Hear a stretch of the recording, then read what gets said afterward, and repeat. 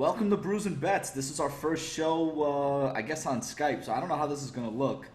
Hangouts is now off. CG, you got a funny look on your face right now. What's going on, bro? Not a whole lot, man. Not a whole lot of value on this card, but I'm still excited about it. Plus, we have Gianni joining us, so it's going to be an action-packed episode. I'm pumped up. Yeah, Gianni, how you doing, man? Never better. Thanks for having me, guys. Thanks for having me on. And I'll let everybody know, we probably talked for about 15 minutes before we went on air. So I guess we're ready to break down this card. As everybody knows, I'm from Jersey.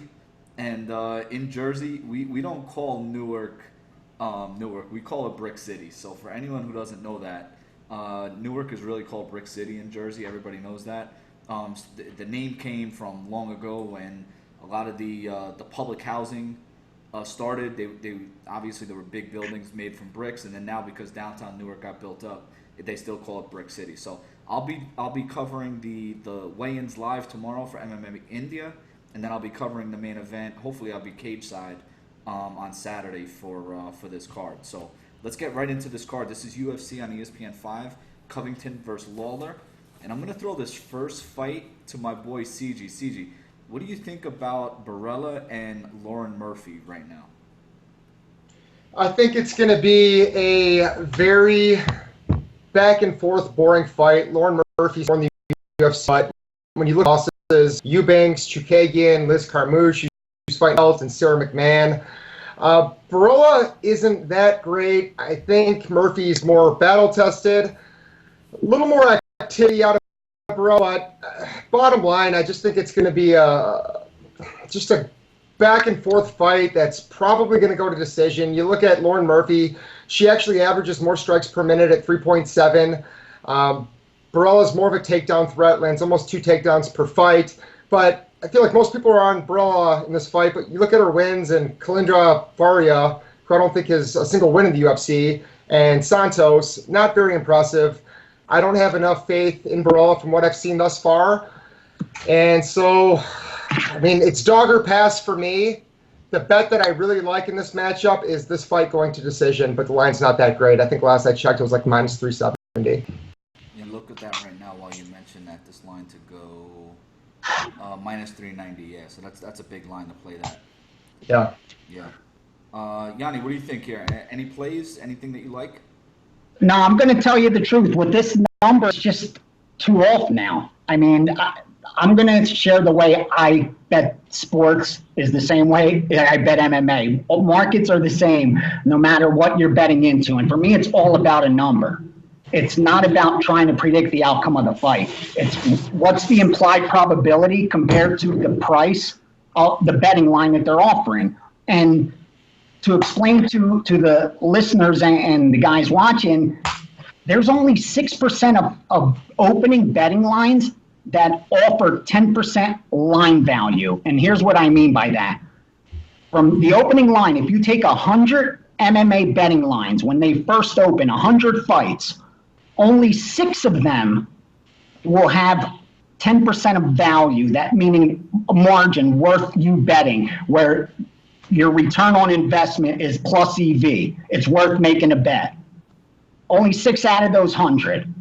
And you have to factor in, you're paying a VIG. Every sports book has a built-in edge. At 11 to 10, it's 4.5%. So even if there's 4 fights with a 10% edge, 6 fights, I have to overcome that built-in 4.5%, 5%. So in other words, only 6 fights out of 100 offer me 5% return on investment. Only 6 out of 100. Every other fight is unbettable, meaning we have predictions, someone's going to win, but it's a sheer result of randomness. You flip the coin, you paid VIG to flip that coin, and you either got lucky or got unlucky. Long term, that's the truth. And if you didn't sway the market, if you didn't move the market, if you didn't get that closing line value to prove that you got a plus EV bet in, it wasn't bettable regardless of result. And I can't stress that enough, because the one thing that I've seen the most since entering the MMA betting community is that all the talk is about breaking down fights. And we're just guessing, guys. I don't know if you know this. Like, everybody that is giving analysis and breaking down fights is just guessing.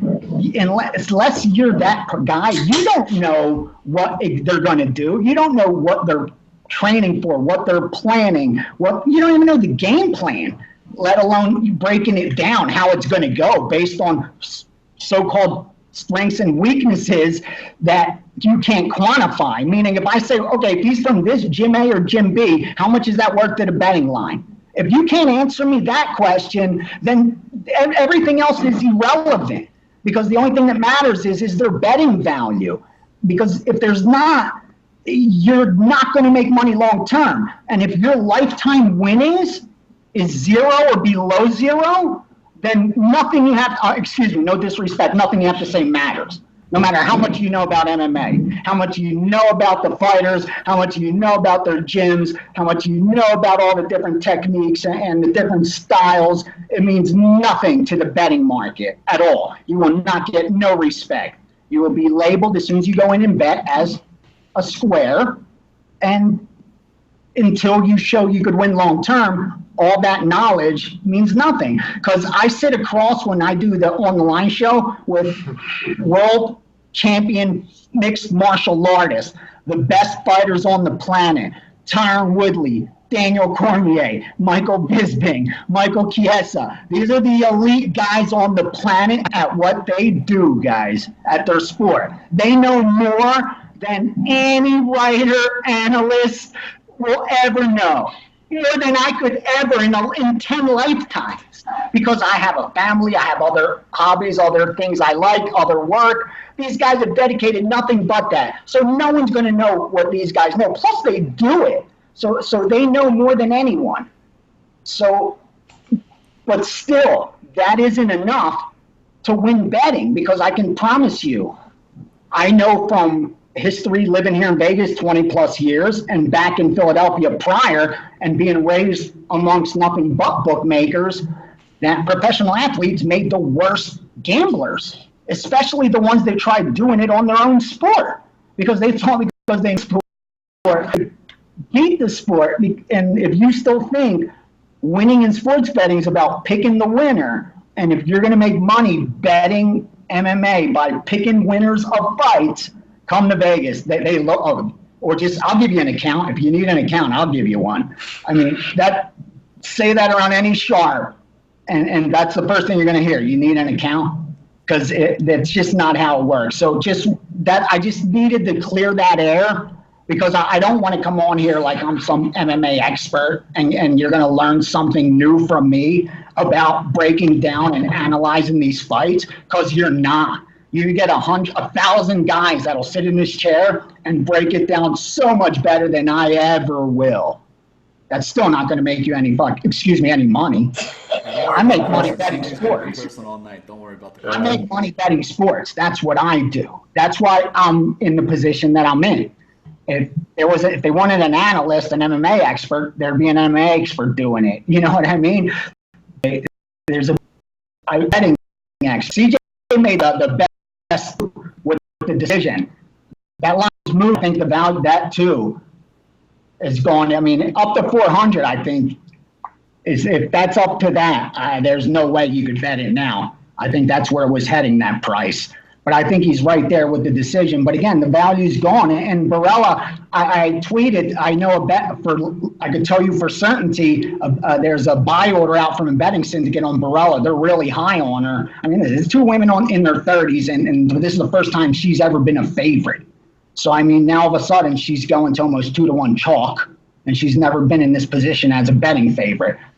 So they haven't executed it because they wanted a better price. I think the buy order was at minus 160. It's going the other way. They're never going to get to execute that order. But it seems like at least the market agreed with these guys that she seems like the right side. But again, I just think the value's gone now on her, and I don't see any reason to take Murphy in the dog or pass situation. Yeah, I would agree with that. Yanni, I'm telling you, if you're gonna go on that rant again, I may need to get another glass of wine to get. I'm ready to break open. No, I just want to talk bet gambling, bro. Yeah, I honestly think I saw Brews Bets. I got happy, and I swear my wife's like, "How long are you gonna be?" Like 10, because I do a lot of different media stuff. I'm like, honestly, babe, I swear I hope they keep me on the whole 3 hours, but I don't think so. I'm like, these guys they like to talk about sports and gambling and shit, and I love doing that. That's what I do. We're gonna set a record. I think an hour and a half is the longest we've ever gone, but we're gonna set a record right now. But I'm gonna go real quick on this one. I'm gonna predict Barella. I do like Barella to win this fight, but I do agree. I think the value out of that line is just gone. I think it opened up. About 2 days ago, I believe it was minus 165. I may have played that at 165, but I don't like the minus 190. And again, you mentioned age. Murphy's 36 years old already. Where does this fight probably play out? I think Barella has the advantage everywhere. She's a better volume striker. She's a better grappler, in my opinion. And Murphy's kind of underperformed in her last couple of performances. So I'm on Barella. That's my pick to win. And let's get on to this next fight. We got 12 fights here, so we're never going to be able to get through anything. Matt Schnell and Jordan Espinoza. Yanni, I'll throw this one to you. You got any plays for this one? No, I think I had something I thought that line really moved a lot in that fight. Let me look at the movement real quick. Schnell and Espinoza. So no, it went to a coin toss. It went down to a coin toss. Espinosa, I wasn't surprised he opened as the favorite. I was surprised all that steam came in though on Schnell. To be honest with you, as an under at the plus 130 price, even plus 120 price, I could see it. But now where it sits, personally, I saw that move coming a little bit. But I thought if it was going to be legit, it would happen after the limits started getting bigger. That came immediately. So that has the flag of a false favorite, where someone was like, based on their power rating. So this is what it comes down to. I mean, for myself, I trust my ratings. I mean, I could sit here and break down the fight 8 million different ways, and it really doesn't matter. The only thing that matters is player A versus player B, fighter A versus fighter B, team A versus team B. What's the implied win probability? What is the bookmakers' implied win probability? Is there a margin discrepancy there? And do I trust my ratings? Have they produced profit for me long term? My numbers. If they have, then you trust them. And in this fight, like I said, I thought it should be closer to a coin toss than where it opened, but I was really surprised to see the immediate drop. I say this is a pass, definitely a pass for me. Yeah, this is a pass for me. And CC, I think this is more or less a coin toss. I mean, it's the best description of a coin toss. I think Schnell has a little bit more experience on this level. Espinoza may have a little bit more athleticism and that fast twitch striking. But for me, it's going to be a pass. I'm not going either way. It's that pressure of that 0-2 in the UFC pressure. And now you're a coin toss at an underdog price. Maybe that pressure, you could look at it as a positive. It's a coin toss. If I'm getting plus 110 on a coin toss, I'll take it every time, let alone plus 130 if this actually is a coin toss fight based on skill sets. And that's what the market's telling you. But right now, if that's the case and you have to lay minus 110 on a coin flip, you can't bet either fighter. Yeah, and that's why I'm passing on this one. CG, what do you think here? Yeah, so when you look at the lines for this fight, Matt Schnell opened at minus 120, then immediately shot up to plus 130. Then yesterday, he was back down to minus 115. Now he's back up to plus 105. So all over the board. It's like they're scalping the fight. Right. I lost my camera again. Sorry, fellas. So no, I think Schnell is the better wrestler. I think Schnell has the better striking and jiu-jitsu. It's a pass for me for the most part. Yeah, and I'm going to move it along to this next fight, and I can't even believe Claudia Silva is now minus 450. Last I looked, he was minus 400. So Claudia Silva and Cole Williams. I think Cole Williams is in on a few weeks' notice at this point. Silva, I mean, this shouldn't be much of a fight if he can get it to the ground.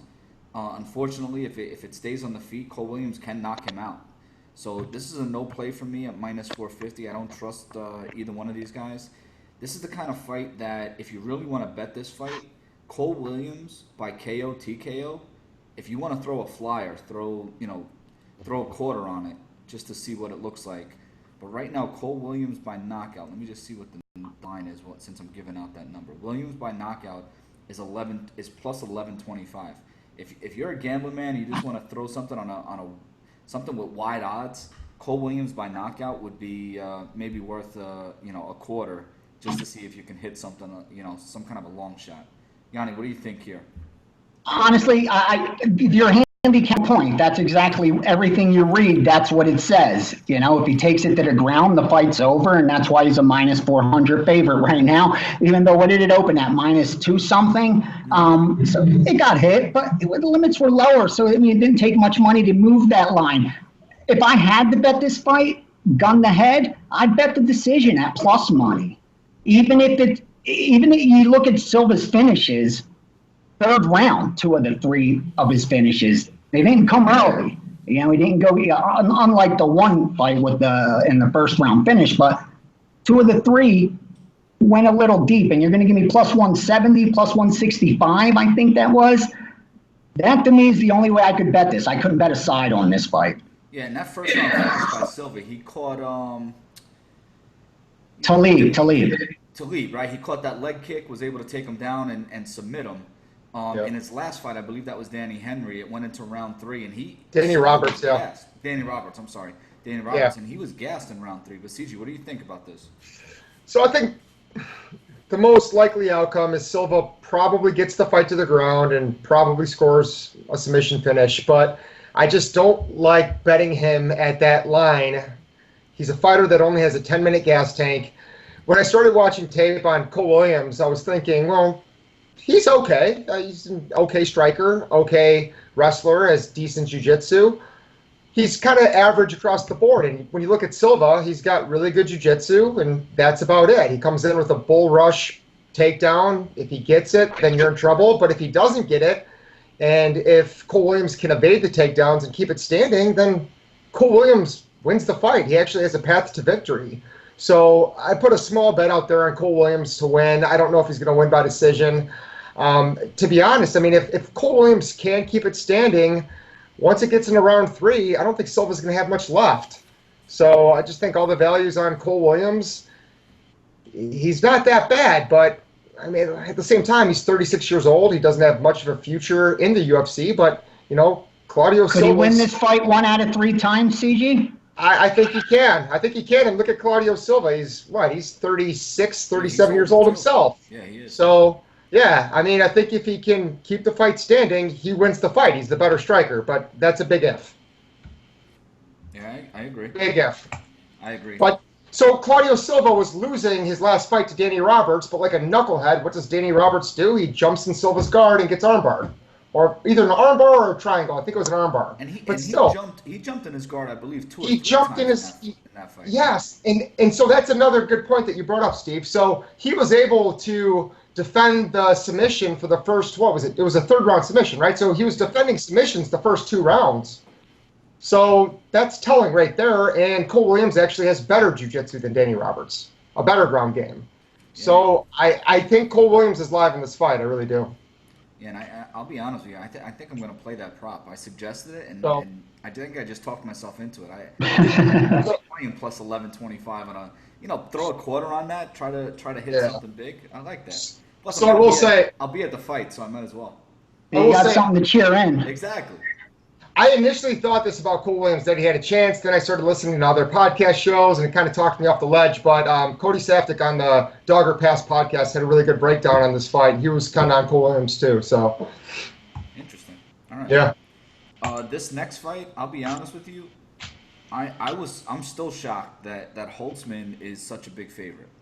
I do think that he's going to win, but minus 450 to me is I think that's crazy. So I couldn't even give you a breakdown to make this line make any sense. CG, I'm throwing it right back to you. Does Holtzman minus 450? Does that line even make sense? I'm not playing that line, but I'm happy that on July 23rd, I was able to get him at minus 275. Okay, so So you do think he's going to win? I do think he's going to win, and I actually also bet him to win inside the distance, and I was very happy with that line. I got that at Holtzman inside the distance at plus 105. Take Holtzman inside the distance at plus 105. I was very happy with that. Well, Holtzman wins inside the distance right now. It's plus 102 on 5 times. Oh, is it really? Okay. That's what it says here. So just hear me out here. So Holtzman is statistically better everywhere. Averages more strikes per minute. Lands more takedowns per fight.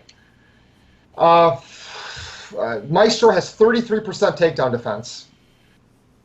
He's been finished 5 times. He's been finished 3 times in his last 6 fights. So he doesn't have much of a chin. Holtzman's better everywhere. I mean, I don't really see a path to victory for the Maestro in this fight. Honestly, I think he's going to sleep, and I think he's going to sleep within the first 2 rounds on Saturday.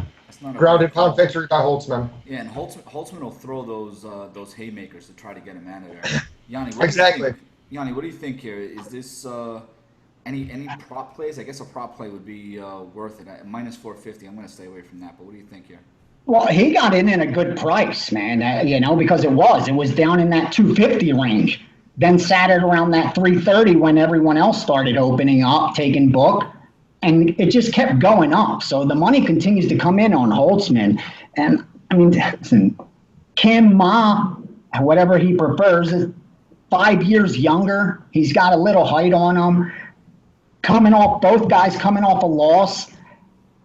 I think this line's just a little bit higher than it should be, but I don't think you could bet the dog in this spot either. I don't think you're getting enough plus money on the dog side to take it. But at Holtzman at minus now, what did you say, 450 he's up to? I got minus 450 5 times, yeah. No, not even worth tossing it in parlays. I mean, you had to have concluded he's got, just honestly, for right now, to make a bet on Holtzman and to make that make sense, you had to have concluded he's got 0 chance of losing. And if that was your conclusion, why not bet him at 250, 270, 330, 400? You had all these chances. Why now? Because you got to remember, even at minus 400, the break-even point is 80%. So you got to win 80% of the time at minus 400 just to break even. So if you conclude to have a margin to say it's bettable to bet him, you got to have him 5, 7, 10%. So what, you concluded at a 90% chance of winning this? Like I said, if that was your conclusion, why did you wait? And again, on the dog side, even though the margins get smaller as we approach fight night, because you're talking in that minus 300, minus 400 range, look what your take back is. You're not talking about a 10-cent line. It's not minus 130 plus 120. It's not not even a 20-cent line, minus 180 plus 160. You're talking about minus 450 plus what, 350? Yeah, 360. It's unbettable. That's what I'm trying to teach people. That's what my expertise is in. That if you bet this fight, you paid juice on a coin flip unless you concluded Holtzman's got a 90-95% chance of winning. And if you did, you're not going to make money by waiting till he gets to minus 450. If you drew that conclusion, what did you wait for? And again, now on the flip side, look at that take back. You're not getting a fair price. So it's a pass. These guys, you got to remember, they do a very good job. These buildings aren't beautiful out here, and these sports books all nice and free drinks just because people mismanage their money. They do it because they have a built-in edge, and they're very good at what they do. Markets are extremely efficient. The MMA market isn't as efficient as let's say the NFL market, but they're extremely efficient, bro. If you look back at the last 5,000 NFL games, I will bet you anything without me even looking. It will be so close to 50% favorites, 50% dogs. meaning with that 4.5% vig, the 11 to 10, you will not have made a penny whether you bet every favorite or every dog. They've done that good of a job. If you take a big sample, a statistically significant sample size, not a 3-bet sample size like people do with me. I go 0-2 in the contender, and it's like, he sucks, he's the worst. It's like, if I went 2-0, you would have built me a statue like Rocky in front of the art museum. Really, bro? That's not how Vegas books treat you. You get labeled a winning. There's no difference between a professional bettor and an amateur bettor. As soon as you back your opinion with cash, you're a professional. The difference, the separation is, are you a winning professional bettor or a losing professional bettor? Because as soon as you put your money up, you are a professional. If you are backing that opinion, you're no longer doing it for fun, unless you're doing it online for units. Like some dude would like, put your plays up somewhere so we could track you on and it's units. I bet cash. I don't bet units, dude. Like, you know how hard it is to lose 5, 6, 7 bets of cash money and then have to come home, see your kid. You got to pay for their school stuff, see your wife, see your mortgage, and then have the guts to go back out the next day and fire again 5 more bets. It's a little harder to do that than it is I'm going to go online and fire 8 more 20-unit bets because there's no consequence if I go 8-0 or 0-8. Dude, I live in the real world. I bet cash, real money, like where this shit really matters. It affects people's lives. That's why I talk for real. Not he's better at Brazilian Jiu-Jitsu, and he, like, believe me, people know these things. Anything you could Google, if you could read about it, it's been factored into the betting line. And if it's factored into the betting line, all it's good for is water cooler talk, sports radio, great podcasts and shows like this, where you could just kick it and talk stuff and learn from each other. But you ain't going to make no money off that information. It's like knowing it's going to rain after the sportsbook lowers the over-under on an NFL game. What good is it? The value's been extracted from the betting line. So what are you talking about it for? Unless you knew it was going to snow before they were able to move their betting line, it means nothing. So, like, when you do it for real, you got to approach it this way. And that's the only way I know how to do this. And for me, I look at these fights as, you can give me any fighter, it don't even matter. I look at the power ratings that I pay people that are extremely good at computer science to come up with for me, like in different sports, in particular MMA, and I see what the implied probability comes out to based on those power ratings. And I look at the betting line, and if there's a discrepancy, I trust those power ratings. And the way I know to trust them is because long term, I'm profitable bettor, and the sportsbook has confirmed that by limiting me and moving their betting lines when I bet an MMA fight. I mean, that's just the truth. If I go in there and fire. So for me, you know, like I say, I love talking about, because I learned so much from guys like you, and especially like there's so much great content out there in MMA world. These dudes put out some really good content, but I look for stuff that isn't in the betting line, and it's very rare to find pieces of information that aren't factored into the betting line to actually make a fight bettable. Well, So pass. All I can tell you is I need to refill my glass, so I'm gonna throw. No, your glass, brother. Then we'll just fire, fire. We'll go through the picks are easy. See, that's the easy part. I always tell people, because when I walk through the casino, because they know me from other sports, bro. I've been betting I bet year round, every single day, 30 plus years. I do nothing but that. That's all I do is bet sports every single day, and I move steam for the most respected and profitable betting syndicates and wise guys around the globe for every sport. That is fact.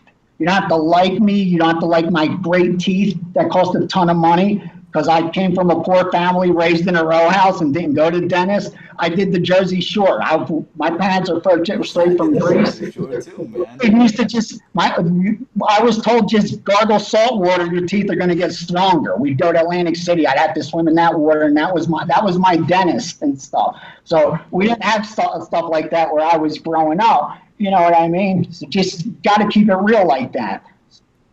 But when it comes to the betting side, again, that's the one thing that I do know. That I understand. That part I can teach a lot of people if they're willing to learn. Because if you could take your MMA knowledge, your knowledge for MMA, and learn how to bet correctly, how to bet size correctly, how to manage money correctly, how to bet based on your edge, because you're not going to have the same edge every fight, or every bet you're going to make is going to give you the same edge. So how do you bet size accordingly? I worked with an advantage blackjack team for over 2 years, playing cards, and every card, I played in Sofia, Bulgaria, bro, counting cards in Bulgaria. So when it comes to the gambling side, if you want to know what it takes to make money, that part I can show you. And if you know the MMA side really well, you could find inefficiencies. This is a weak market. I didn't know how weak it was.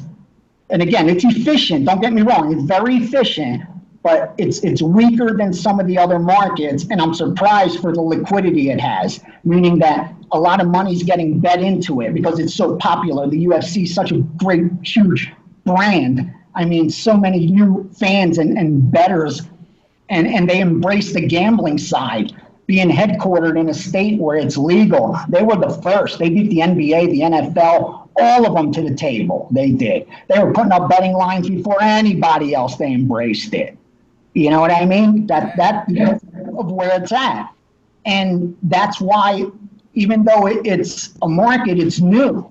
I mean, and again, not to go off topic, I don't think sharp bettors, like the wise guys, professional betting syndicate guys that bet big money, I don't think really started moving on MMA within the decade, because prior you couldn't get enough down. It wasn't worth it. I mean, because what's your true edge? I'll tell you what the true edge. The best, the sharpest, most efficient betting syndicates right now, probably the most respected, are the poker kids. Anyone that knows about the betting market in all sports, it's the poker kids. Why? Because they control the baseball betting market, which is the longest sport, as far as how far long the season is, offers the most games, the most data. They destroyed that betting market. It's also the least profitable for sports books. Because they were able to have so many outs, you have to be able to get down. Other winners went to them with get down for us. So now if you're a winner in NFL, you're going to step to them and say, hey, I'm a long-term winner. I need you to get down for me. What deal can we cut? They start moving for you. So they end up getting access to pretty much every sport. That's why right now they control most of the betting markets, believe it or not. There's different groups, different sports, but they're the most diverse right now, I'd say. So if you look at a group like that in MMA, they wouldn't have gotten in until, like I said, within the last decade, because long term, and these are guys, again, that the sports books limit, the sports books label long-term winners, just like the card counters that they back off, like the guy like myself who can't play blackjack at those casinos, not because they know you're going to win that night or you're going to win the month, but you have an edge factor watching when bet, how much you bet, not by won or loss. Like, that's why I put that video out on Twitter of me getting thrown out of Mandalay Bay, because if anyone does research, it's probably on the internet, people could find out, all kind of shit these days. I'm down there. I'm down 47,000 my lifetime there in blackjack, and they threw me out trying to play small stakes. Why? Because they thought I was going to beat them for a lot of money? No, but they know long term, you have an edge on us. You bet at the right times. You bet a lot of money when you had the edge. You made your smallest bets when you didn't have the edge. That's how they determine. And with sports, how you're labeled a long-term winner, do you beat the closing line? If you come into within you placing 20 bets, a sportsbook manager is going to label you pretty quickly, whether you're a long-term winner or you don't pose a threat yet. And he's going to do that by not how much you bet, not what your record is after those 20 bets, but when you place those 20 bets, what happened to the betting line after? How quickly did it move in your favor? How much did it move in your favor? And if the market follows you, how quickly do you get ahead of it? That's all they care about. Because if you could accomplish those things, you're a mathematical certainty to turn a profit. And again, that's why I'm so glad. Thanks for having me on. And I know that the idea of this podcast is to give picks for the upcoming UFC card. And like I said, I walk through a casino and everybody says, Ace, give me a pick, give me a pick. And I love giving out picks. But, bro, truth is, I live in a world where I bet for the most profitable and respected bettors. And yet I know they're going to lose 400 to 450 out of every 1,000 bets I place for them. That's just the fact. And these are the best at what they do. And I know that's just the reality. So over any small sample of 5, 10, any result is meaningless. What matters over those 5 or 10 is what happened in the betting market, and do you have closing line value? Was it a plus EV bet? So I like to give actionable stuff, and I appreciate you guys. Thank you so much for giving me this opportunity. And again, I could just give quick picks because I only made 3 or 4 bets so far on this card. After the weigh-ins tomorrow, and there are a couple groups bet props on fight day. I get a lot of information. I tweet it out of the strongest stuff. I give out. I have no problem doing it. Give out what I bet, and I put out on video too. No problem at all. But again, I love to give actionable stuff, and that's more actionable than a pick. Because a pick, you're going to win the bet or lose the bet. And again, there's randomness. If it goes to the judges, what the hell do I know that they're looking for that night? I don't even know if they're paying attention that night. You know what I'm saying? I don't know if they got in a fight with their wife, if they're looking at that fight, what they're looking for. Like, that's why I'm telling you, there's so much randomness involved. Don't give yourself too much credit when you predict the fight correctly, and don't knock yourself too hard when you're wrong. So much of it is nothing more than short-term randomness. Don't get let recency bias affect you, or confirmation bias and things like that if you want to make money betting. So on to the next couple ones. Yeah, definitely. I'm going to throw this next one to CG. Gianni, I know you have a bet on this one. It was one of the bets you put out for the UFC tweet that I saw. But CG, why don't you break this down? Is it the dude I can't even pronounce? I can't pronounce his name. No, you can. It's so funny. And I thought it was the Nasrat. I bet him too. I bet him in my. Yeah. No, I think a lot of people are on Nasrat Hakparast. But CG, why don't you break this one down and then throw it to Gianni while I get some wine. All right, yeah, I think overall this is just a pretty tough fight to call. I mean, Meerschaert's pretty relentless with his takedowns, lands almost 4 per fight. Both have good fight metrics. Giles lands over 4 strikes per minute, over 2 takedowns per fight.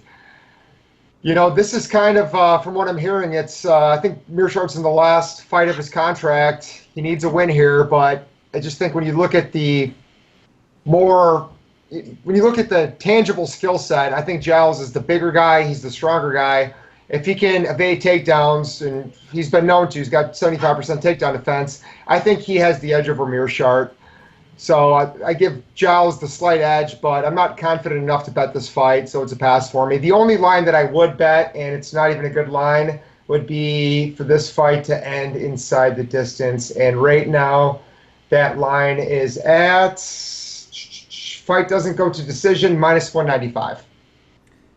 Yeah, and Gianni, before I even throw it to you, I'll just add something real minus 195 down to? I'm sorry, you said if you drop down to minus 195, no decision?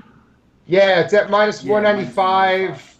Oh, yeah, I guess before it was at... It's 250 almost. Wow. Yeah, you're I right. think, hey, you Yeah. gotta bet Giles finish, baby. Giles finish. Yeah, Yeah, well, I that's think this is striker versus grappler. So again, if you look yeah. at It was Meerschaert's last yesterday. It fight, was minus 225. It went down to minus 495. Ooh, it's a good line. yeah, Yeah. Yeah, it's gonna be Meerschaert by submission or Giles by TKO, right? Yeah, think that's what I said. I think that's what it's going to be. I think it's more probable Giles by TKO, especially with that defense. This is one that the power ratings jumped out because it showed it should have been around that minus 200 range, that 67, 68 implied win probability, not what would it open at? Minus 155 at here in Vegas, but it opened minus 130 offshore. So when I see minus 130, which, implied win shit is under 60%, and we got it implied win closer to 70%, that's enough margin to warrant placing a wager immediately. But then if taking it a step more, the handicap even, I like the Giles side. I think defensively he's the better fighter. And the younger fighter got a guy in his 20s against a guy in his 30s. Those are, factors that are quantifiable. I think I would love to see data on the stat you just brought up about being on the last fight of their contract. And I'd like to see the data coming off a win or off a loss, and then see, run it through to see is there statistical significance to it. And if you could quantify that, that may be something that's not factored into the betting line. Because what I can promise you is these Vegas books, especially now during, and offshore books, especially now during with football season coming up, they don't have 18 departments bringing out betting lines. That's not how this works. You know what I mean? That's why these lines move so much, especially in MMA. And it doesn't take a lot of money to move them. They have and that shows you their lack of confidence. You compare it to an NFL line. For an NFL line to move 1 point, a guy like myself has to bet it where they know he's betting for long-term winners. So we're going to show that respect by moving the number, or there's an injury. Or else there ain't no way an NFL line is going to move 2, 3, 4 points. But you see UFC lines all the time. We just touched on it in the Holtzman fight, minus 250 to minus 450. Right. That's such a change in implied win probability. They're two completely different fights you're talking about. And no injury, no nothing. So what piece of information wasn't factored into the betting line to change the implied win probability that much? That would be one piece of data, I think, that is worth checking out. So there's so many people probably listening and watching that are guys with stats. Run that and see. Yeah. Is it statistically significant? So Meerschaert's had 7 UFC fights, and 6 of them have ended inside the distance. And yeah, he's coming off of 2 losses. Yeah, and again, he's getting a little bit older. He lost he very well could have won that last fight against Kevin Holland. Yeah, I agree. Philly. That was a very close fight. I was cage side for that, and I think a lot of people in the arena that night were a little surprised that Holland won that fight. Yeah, Meerschaert had 6 takedowns and 9 passes in that fight. Yeah, and I think if he goes with that same game plan and can get Trevin Giles up against the cage, he could use that same game plan to get that victory in this case. But and he's got the reach. He's got 3.5, 4 inch reach. But that's only if you have the fight standing. Is that beneficial? I mean, if most of the fight takes place on the ground, statistically long term, that hasn't been profitable.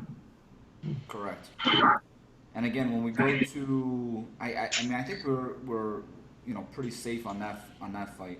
So we're almost halfway here. Antonia Shevchenko and Lucy Pudilova. I'll break this one down real quick and then I'll throw it to you guys. I think Antonia, she's in a great spot to win this fight. This is one of the bets I'm considering. Again, I usually don't fire in any bets until I see the weigh-ins, and I'm waiting to bet her until that point. She's minus 145 right now. I think if this stays on the feet, she's going to be able to win with her striking. And the problem with Lucy Pudilova, she has never attempted a takedown in the UFC. So again, when you talk about someone who Roxanne Modafferi was able to get Shevchenko on her back last fight, and she really didn't do a good job of getting up. All of a sudden, we're supposed to believe Pudilova is supposed to make this fight dirty and get her on her back. She's never done that before. Even in her home country last time out, she basically lost a unanimous decision. So I'm on Shevchenko here. I think she's going to win a striking-based decision. CG, what do you think in this one? And then we'll throw it to Gianni. I think it's going to be a close fight. I mean, everyone's saying that Shevchenko has the edge on the feet. I mean, she's never landed more than 66 strikes in a win. And let's not forget that even in a loss against Irene Aldana, Pudilova landed 105 strikes in that fight. So... Split decision, too. Split decision. So I'm passing. I think it's too close. Just, it's going to be a back-and-forth chess match. And, it's just too risky to me. I just don't think it's a wise bet. I think the one bet that I do like is that this fight goes to decision. I do not see this fight ending inside the distance. No way. I do. Because neither woman strikes with any power. I'll even go a step further. If you look at Antonia by decision plus 110, you get a little extra juice out of that if you want it. But yeah, Gianni, I think that the issue here is that Antonia, if this fight goes to the ground, she didn't show that she could get up. Pudilova hasn't shown that she can take it to the ground. But Anybody down, exactly. Antonia is very good striking. CJ, I think she has multiple-time Muay Thai World Championships, right? Something like that. I believe you're right. Yeah. Right, you're the Muay Thai guy, so I figured you would know that. And she's also very good in the clinch, elbows, knees, and stuff like that. Yanni, anything that you like in this line, or? I bet it. Actually, this is a fight that I bet, and I can't keep it any simpler than this, than line value alone. And for me, that's the goal. For me, it's to make good bets, bet good numbers, and long term, if I do that, more times than not, I'll turn a profit. I can't control what they're going to do Saturday night, man. All I control is, did I make a good bet? And how do I know if I made a good bet? If my ticket says plus 200, and I look up when she walks into the cage and she's plus 120, that's a good bet. Win or lose, that's a good bet. And that I can't understand when people ask that to me on Twitter, like, how can I say you made a good bet if it loses? Like, if anyone ever walks up to you and offers you 5-1, if I offer you 5-1 on a coin flip, and you lose, and I offer it to you the next day, please take that bet. It's a good bet. You made a good bet. You lost, but you still made a good bet, and that's all you could ever do. You can't control the outcome of small sample sizes. There's no statistical significance. So for me, that's my goal, beat the market. And I thought this line was just way too high. And before they even put up a number, I expected it, because it's the same with all sports. And this is a move where I didn't even wait to see if any of the sources that I work with, or any of the groups that bet MMA that win long term, were going to come in on her, because I thought if they do, I'm never going to get this number again. I thought Shevchenko falls under that category of fighters, just like teams, that you're going to pay a premium for. There are certain teams that a premium is attached. Coming into the 2019 NBA season, we knew the Golden State Warriors, there was going to be a premium attached to them. Even if they won 70% of their games straight up, you were probably not going to make money betting them every night, because there would be a premium attached, and they're not going to outperform the betting market over 80 games. You can do it over 5. You can outperform any market over 10, 20, 50 sample size. Well, as you start getting more and more based on the overall, it's going to matter. So for me, she fell under, it's that Shevchenko name that you're paying for her coming out this high as a favorite. Coming off her performance, that's all most of the bettors that are betting this fight saw, that one fight of Shevchenko's. What warranted off her last fight that she should be a minus? What I'm looking to see what we bet it at. Plus 200. Shevchenko was minus 230, dude. 230. Minus 190 here at the Westgate. that high? What warranted that off of that fight? I thought nothing. I thought nothing but you're paying for the name, the premium attached to it. And obviously, regardless of the handicap, the market's agreeing. That line's dropped. Now, when we tape at the UFC, that's later than when I bet it, obviously. And I like that side. That's what I'm going to give out as a bet. But again, I don't think this number should have came out that high. It's dropping like it should. And now if it starts to climb, I won't be surprised, because I do expect to see the casual bettors to come in on Shevchenko. But once again, nothing I saw in that last fight or in her 8 professional fights warrant her being a 2-1 favorite over Pudilova that she opened at. Nothing at all. So just to be clear, you do take some of the fight analysis into consideration. I mean, you have to. I know you're a numbers guy, you follow the trends, but I mean, just an example. So I like to take advantage of opening lines. And I saw that Nate Diaz on July 23rd, he's fighting in a couple of weeks against Anthony Pettis. I got him at plus 100. I was very happy with that line. And now he is, he's minus 110, I think I saw.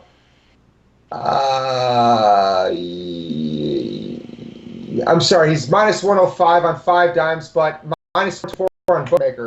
So I guess what I'm saying here is, if I didn't have any fight knowledge whatsoever, how do you even take advantage of opening the line? I know it's different for you network, you know, that you can run, but for the guy, that honestly, that's you could thank you for asking that, because I wouldn't have even thought of that. That is the most important thing you could ask, because you're right. Like, how do I just like someone watching this say, okay, the line's going to open. How am I going to determine whether it's going to go left or it's going to go right? And more importantly, there's a lot of these betting syndicates. I know, because this is what I spend all day doing. We dummy lines up. And what that means is I bet fighter A to bring the line down in one direction on screen, because there's books on screen and then there's books off screen.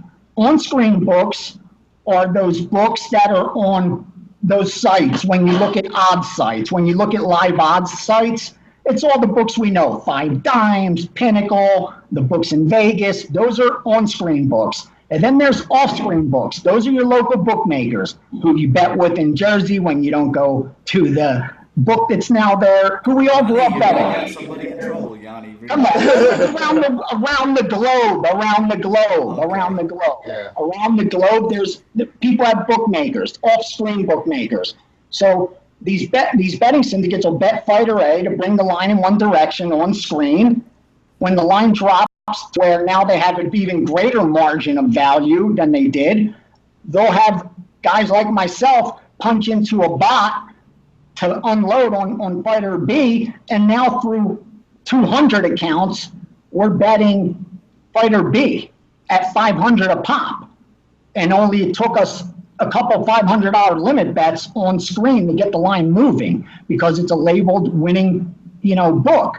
And because there's a lot of market manipulation, it's difficult for just anyone to know which way the market's going to go. It took me 30 years to get to a point where I guess right more than I'm wrong.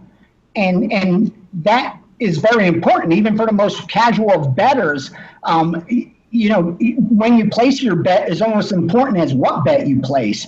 You know what I mean? I think it just takes a ton of experience, man. And for myself, I've been looking at lines every single day for the last 30 years, and for 20 of it, I've had the privilege of being around, working for and with guys that actually make their money betting sports, watching what they look for, what they bet. I know in NFL, they look to bet around key numbers, key totals. So I know when a line comes around that pick'em, that -1, if I have a strong feeling it's going to move in the direction of the 3, I got to get that bet down, because we know 3 is the most key number in the NFL. In MMA, you got to take advantage of bettors' biases to determine which way the market goes if you don't have sources like, it takes a lifetime to gather.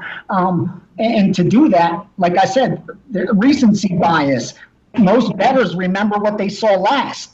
No fighter or no team's ever as good as they are or as bad as they are. You see it all the time. A team looks great on Monday Night Football, blowing someone out by 40 points. They're now an extra 1.5, 2 points added, shaded to that line or to that over-under because a team put up so many points. Those are recent little biases you could take advantage of by knowing, okay, you know what, because of that bias, that's how the market's going to go. Let me get out ahead of that bias.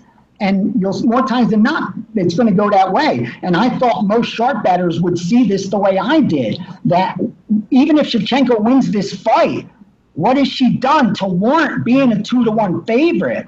And that's the best I could ever do. I can't. She's probably going to win this fight. She's favored to win this fight. When a fighter's a minus 120, 150 favorite, the market's concluded that she should win this 6 out of 10 times. Yeah. So that's why I laugh when people bash when you give a plus 200 and it loses. I know going in I'm going to lose that at least more than half of those. I'm going to lose 60% of those. I go in knowing that I have a 60% chance of getting bashed, but I don't care because the true odds are 30 or 35. That's all I care about. You know what I mean? Don't make that bet enough. So I think if you don't have, to answer your question, I think the best way you could do it is to try to take advantage of those biases of determining not even just what I try to do, which way the sharp bettors are going to go, but that's even harder. Try to determine if you're talking to MMA people, especially online all the time, and you on social media, if you don't know what the pulse of the market is, who does? You guys should know it better than I do. All those dudes on Twitter that are on there taking their time to write to me, they know more than I do. I'm busy betting other sports as well. So, I mean, they should know the pulse of the market, which directions it's going to go. Take advantage of it. Get your money in good, bro. Get your money in good. That's all you could wish for as a professional winning bettor. No, I agree. I think that's a great point. You bet the line, you don't bet the outcome. Because one of the benefits that we have of breaking down these fights every week is that you start to memorize the analytics and the stats. So I saw that opening line, and I saw Anthony Pettis as a favorite, but I know for certain that Anthony Pettis is somebody that barely lands 3 strikes per minute, doesn't offer much takedown upside, and you have Nate Diaz, who's a high-volume boxer and who's probably better on the ground, has better jiu-jitsu. Yeah, you like the Diaz side. Exactly. But can I guarantee you that Nate Diaz is going to win the fight like you said? No, there's a good chance that Pettis could go in there and knock him the fuck out. But it's a good line, so I bet it. Yeah, it's a good line, so I bet it. You got a good bet, though. And the market reflects that. That's all you can hope for, bro.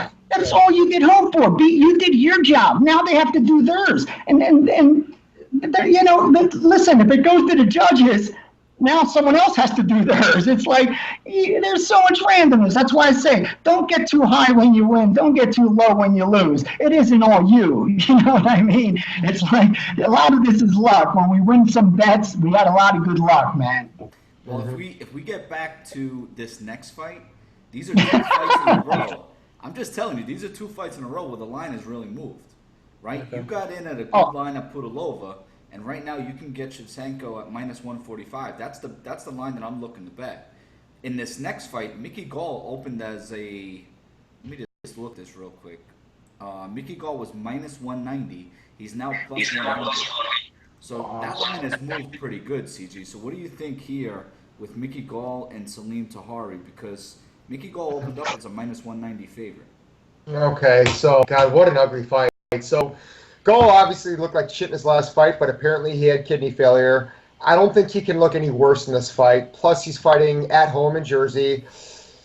And when you look at Tahari, the guy has 10 wins, 8 finishes, but at the UFC level, he's never landed more than 35 strikes in a fight, and he has no takedown upside whatsoever. So, at least with Mickey Gall, I know he has a definitive skill set. He can grapple, and he has good Brazilian jiu-jitsu. I don't know what Tahari can do. I know that he can go the distance with Worley Alves and Nakamura, but that doesn't mean a whole lot to me. So, to me, it's dog or pass. I mean, what if Mickey Gall beats Diego Sanchez in that last fight? He's not plus 100. You nailed it. He's minus 200. So you nailed it.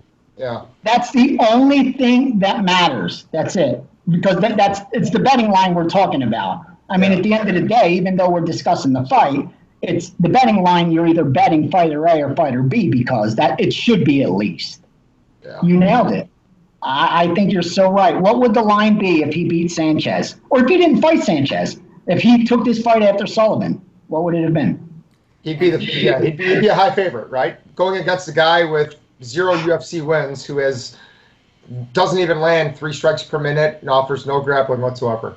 And look, the market followed. So whoever has, that's what I'm saying. If you had Gully in your pocket at what plus money, yeah, I could understand it because he opened as a 2-1 favorite. Yeah. Laying $2 on him is a different story. You know what I mean? Now we're getting into narratives right now, but I don't want this. But like, do you think he was real, or did he just not take the fight seriously? I mean, he looked so fucking bad in that fight. He was gassed at like it's in. Now again, if you go to the interviews before the fight, Mickey Gall thought that he was going to have the best fight of his career going into that fight. Unfortunately, I think he gassed. I think that he thought he was going to be able to knock out Sanchez. He was doing a lot of training with a lot of very good strikers. And if you remember, Diego Sanchez put him on his back. He didn't even have a takedown call in that fight. Diego put him on his back, and he couldn't get up off of it. And I think he had an adrenaline dump in that case. Now take it a step further. I know you don't want to talk about narratives, but here's a narrative for you. Mickey Gall took this fight on, I believe it was 3 weeks notice or a month notice, something like that. And he had a tough weight cut last time out. You don't think he's going to have a tough weight cut this time out?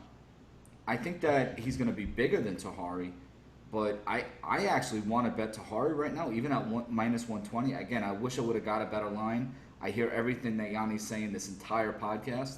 But even at minus 120, what makes me think that Mickey Gall is going to win this fight if he doesn't get a takedown? I think this is Tahari's fight to win. And again, think about some of the people he just fought. Nakayara is a very, very difficult fighter to fight because he makes you fight at a slower pace. Worley Alves, you're worried about the takedown, and because if it goes to the ground with his BJJ credentials, he's going to submit you.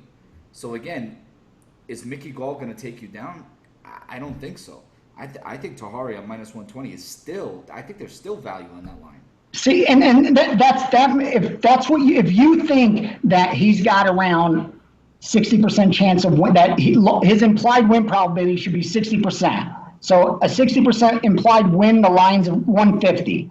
Yeah. And so if you're getting 120 and you think the line should be 150, it's still a good bet. Correct. And if Saturday night that line goes to 140, you should be happy then you made that bet, even if he loses. Now, if he doesn't win and the line goes against you, you got to realize, or if the line goes against you and he does win, you got to realize you didn't place the best bet. But hey, you won it. Good for you. You know what I mean? There's nothing wrong with that. There's nothing wrong with placing a bet that isn't the best bet and winning. I'm not telling you don't, but what I'm saying is don't know what you're doing going in and just be honest. Like, there's nothing wrong with that. I place bets for entertainment all the time. They're called parlays. I even take pictures of them sometimes to put on Twitter because people enjoy them. But I know they're negative EV. I'm going to put in parlays thinking I'm going to turn profit. No, I'm putting them in case I catch lightning in a bottle. Why? Because the hold on parlays are so high, you can't beat them unless the two outcomes are correlated. And the only reason outcome B happens is because of outcome A. If that's not the case for putting in a parlay that fighter B is going to win because fighter A won, then you're putting in an uncorrelated parlay, which is negative EV. So the line shouldn't matter. Nothing. You already know you're making a negative EV bet. That's fine. Just be honest with yourself is what I'm saying. And if you're trying to do it to make money long term, you're not going to do it doing it that way, and that's okay. But if you could bet for entertainment, and you may have some great years, dude, some profitable years, some better years than for guys that do it for real. You know, I know recreational bettors that have had great seasons and years. Just long term, they're lifetime winnings. Like you look at fighters, And you look at even in horse racing, you say, what's the lifetime earnings of the horse? And you look at bettors, what's their lifetime earnings? If it's a negative, the story tells itself whether they made good bets or not. Gianni, all I can tell you is we're looking at the Parlay King.